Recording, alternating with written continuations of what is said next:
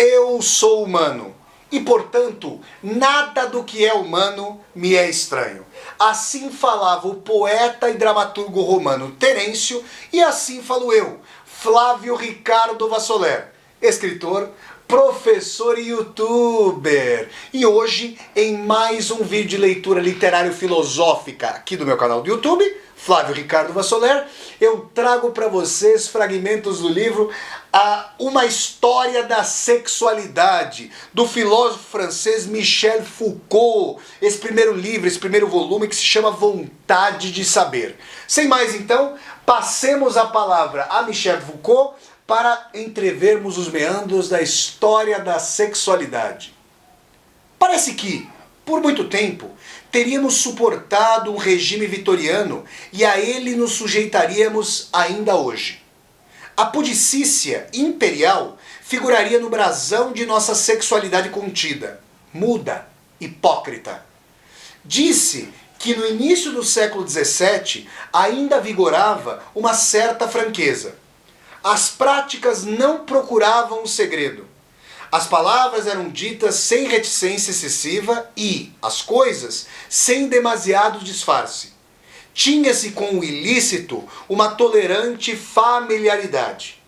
Eram frouxos os códigos da grosseria, da obscenidade, da decência, se comparados com os do século XIX. Gestos diretos, discursos sem vergonha, transgressões visíveis, anatomias mostradas e facilmente misturadas, crianças astutas vagando, sem incômodo nem escândalo entre os risos dos adultos. Os corpos pavoneavam. Um rápido crepúsculo se teria seguido a luz meridiana, até as noites monótonas da burguesia vitoriana. A sexualidade é, então, cuidadosamente encerrada. Muda-se para dentro de casa.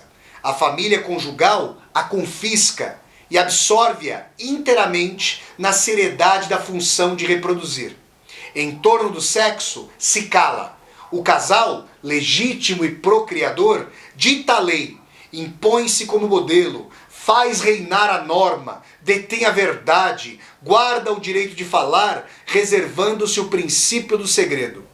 No espaço social, como no coração de cada moradia, um único lugar de sexualidade reconhecida, mas utilitário e fecundo, o quarto dos pais. Ao que sobra, só resta encobrir-se. O decoro das atitudes esconde os corpos. A decência das palavras limpa os discursos. E se o estéril insiste e se mostra demasiadamente, vira anormal. Receberá esse status e deverá pagar as sanções. O que não é regulado para a geração, ou por ela transfigurado, não possui eira, nem beira, nem lei. Nem verbo também. É ao mesmo tempo expulso, negado e reduzido ao silêncio. Não somente não existe, como não deve existir, e a menor manifestação falo-ão desaparecer, sejam atos ou palavras. As crianças, por exemplo, sabe-se muito bem que não têm sexo. Boa razão para interditá-lo, razão para proibi-las de falarem dele, razão para fechar os olhos e tapar os ouvidos onde quer que venham a manifestá-lo, razão para impor um silêncio geral e aplicado.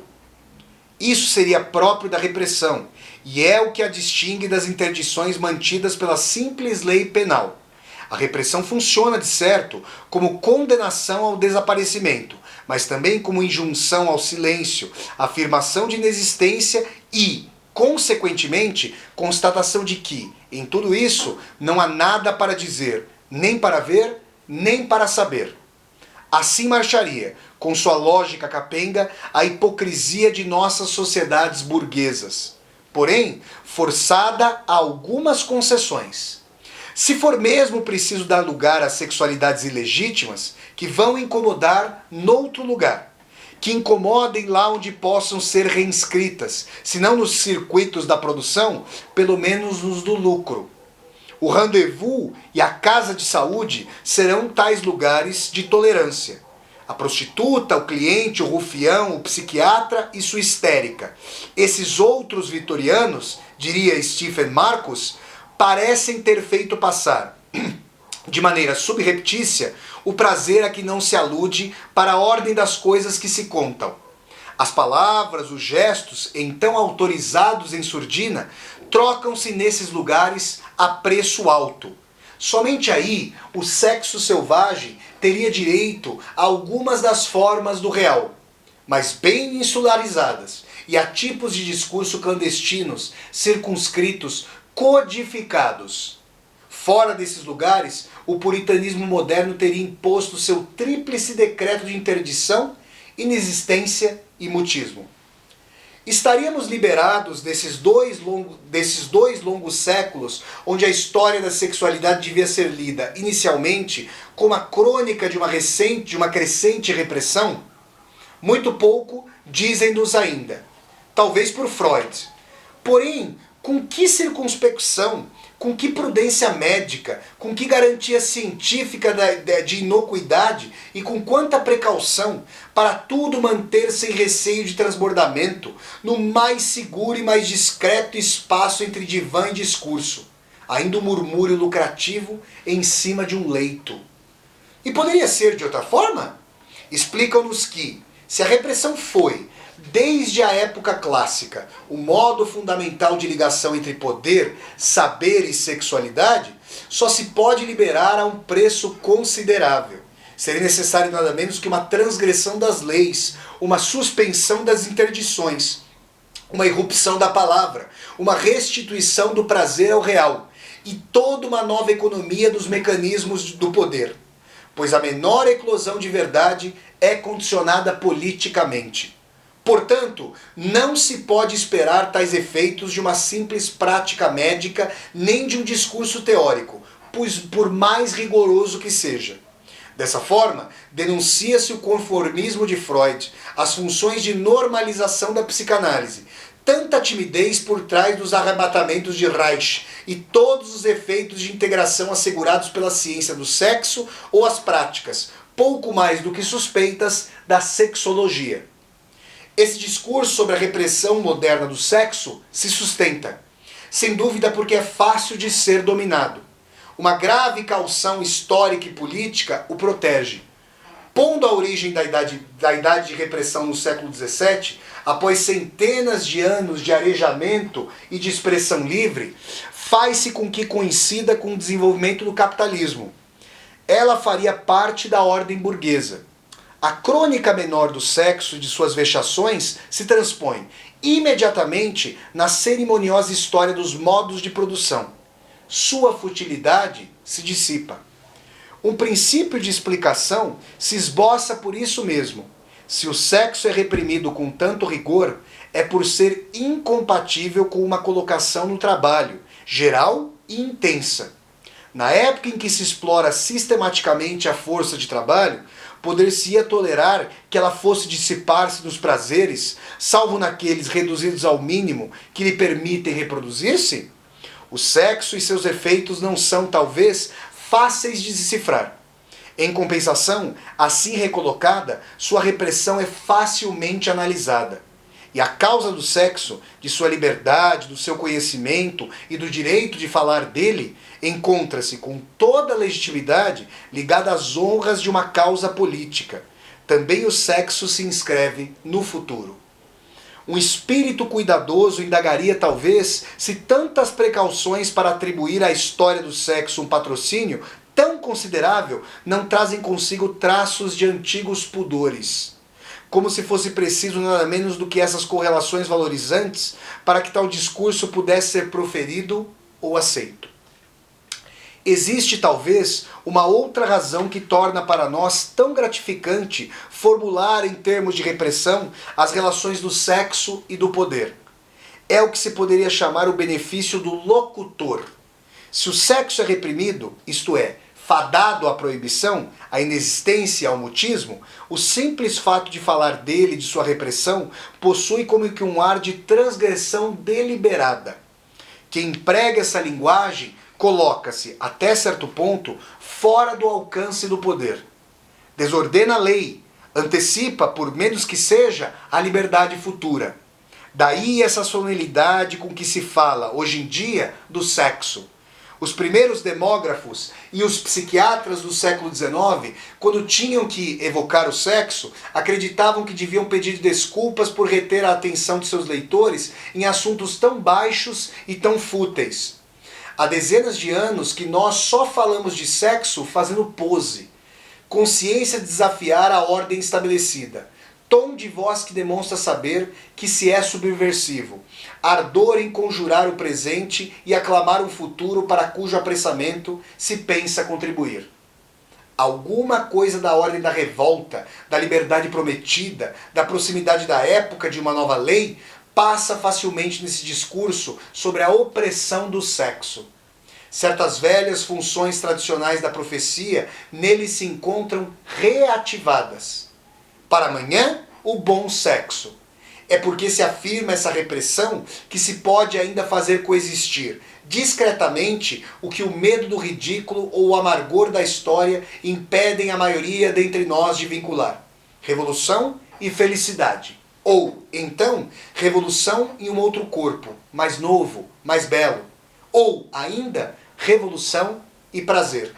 Falar contra os poderes, dizer a verdade e prometer o gozo, vincular a iluminação, a liberação e a multiplicação de volúpias, empregar um discurso onde confluem o ardor do saber, a vontade de mudar a lei e o esperado jardim das delícias. Eis o que, sem dúvida, sustenta em nós a obstinação em falar do sexo em termos de repressão. Eis também o que explica, talvez, o valor mercantil que se atribui não somente a tudo o que dela se diz, como também ao simples fato de dar atenção àqueles que querem suprimir seus efeitos. Afinal de contas, somos a única civilização em que certos prepostos recebem retribuição para escutar cada qual fazer confidências sobre seu sexo. Como se o desejo de falar e o interesse que disso se espera tivessem ultrapassado amplamente as possibilidades de escuta. Alguns chegam até a colocar suas orelhas em locação. Mais do que essa incidência econômica, o que me parece essencial é a existência, em nossa época, de um discurso em que o sexo, a revelação da verdade, a inversão da lei do mundo, o anúncio de um novo dia e a promessa de uma certa felicidade estão ligados entre si. É o sexo, atualmente, que serve de suporte dessa velha forma, tão familiar e importante no Ocidente, a forma da pregação. Uma grande prédica sexual, que teve seus teólogos sutis e suas vozes populares, tem percorrido nossas sociedades há algumas dezenas de anos, fustigando a antiga ordem, denunciando as hipocrisias, enaltecendo o direito do imediato e do real, fazendo sonhar com uma outra cidade. Lembremo-nos dos franciscanos e perguntemo-nos como foi possível que o lirismo, a religiosidade que acompanharam durante tanto tempo o projeto revolucionário, tenham sido, nas sociedades industriais e ocidentais, transferidos, pelo menos em boa parte, para o sexo. A ideia do sexo reprimido, portanto, não é somente objeto de teoria. A afirmação de uma sexualidade que nunca fora dominada com tanto rigor como na época da hipócrita burguesia negocista e contabilizadora é acompanhada pela ênfase de um discurso destinado a dizer a verdade sobre o sexo, a modificar sua economia no real, a subverter a lei que o rege, a mudar seu futuro. O enunciado da opressão e a forma da pregação referem-se mutuamente. Reforçam-se reciprocamente. Dizer que o sexo não é reprimido, ou melhor, dizer que entre o sexo e o poder a relação não é de repressão, corre o risco de ser apenas um paradoxo estéril. Não seria somente contrariar uma tese bem aceita. Seria ir de encontro a toda a economia, a todos os interesses discursivos que a sustentam. É nesse ponto que gostaria de situar a série de análises históricas de que este livro é, ao mesmo tempo, introdução e como que uma primeira abordagem, indicação de alguns pontos historicamente significativos e esboço de certos problemas teóricos.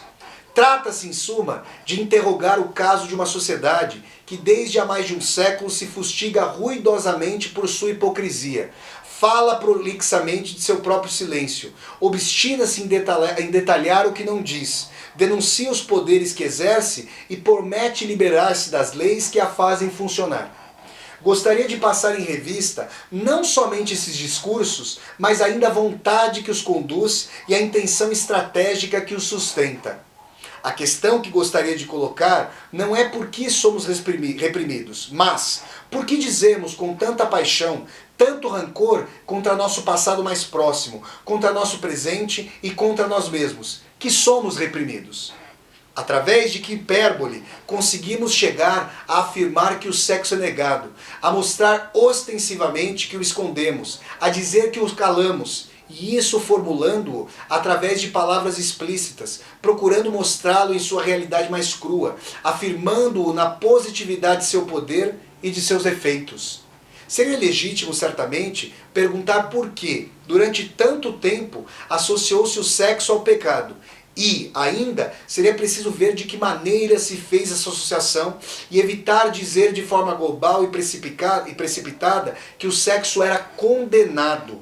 Mas seria também preciso perguntar por que hoje em dia nos culpamos tanto por ter outrora feito dele um pecado. Através de que caminhos acabamos ficando em falta com respeito ao nosso sexo. E acabamos sendo uma civilização suficientemente singular para dizer a si mesma que, durante muito tempo e ainda atualmente, tem pecado contra o sexo por abuso de poder. De que maneira ocorre esse deslocamento que, mesmo pretendendo liberar-nos da natureza pecaminosa do sexo, atormenta-nos com um grande pecado histórico que teria consistido justamente em imaginar essa natureza falível, em tirar dessa crença efeitos desastrosos. Dir-me-ão que, se há tanta gente atualmente a afirmar essa repressão, é porque ela é historicamente evidente. E que se falam com uma tal profusão e há tanto tempo é porque essa repressão está profundamente firmada, possui raízes e razões sólidas, pesa sobre o sexo de maneira tão rigorosa, que uma única denúncia não seria capaz de liberar-nos. O trabalho só pode ser longo, e tanto mais longo, sem dúvida, quanto que é próprio do poder. E, ainda mais, de um poder como esse que funciona em nossa sociedade. É ser repressivo e reprimir com particular atenção as energias inúteis, a intensidade dos prazeres e as condutas irregulares. É de se esperar, portanto, que os efeitos de liberação a respeito desse poder repressivo demorem a se manifestar. O fato de falar-se do sexo livremente e aceitá-lo em sua realidade é tão estranho à linguagem direta de toda uma história, hoje milenar, e além disso, é tão hostil aos mecanismos intrínsecos do poder, que isso não pode senão marcar passo por muito tempo antes de realizar a contento a sua tarefa. Pessoal, essa foi a leitura de trechos do livro História da Sexualidade, do volume 1, chamado A Vontade de Saber, do grande filósofo francês Michel Foucault.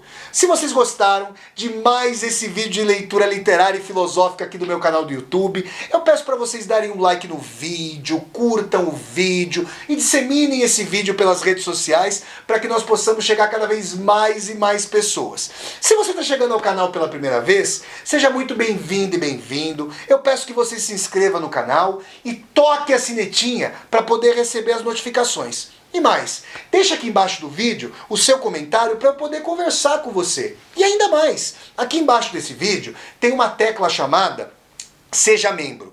Se você gosta das minhas resenhas de livros, das minhas resenhas de filmes, das minhas aulas ao vivo e dos meus vídeos de leitura literária, considere a possibilidade de apoiar financeiramente o canal, se tornando um membro ou uma membro humanista, segundo sua possibilidade financeira.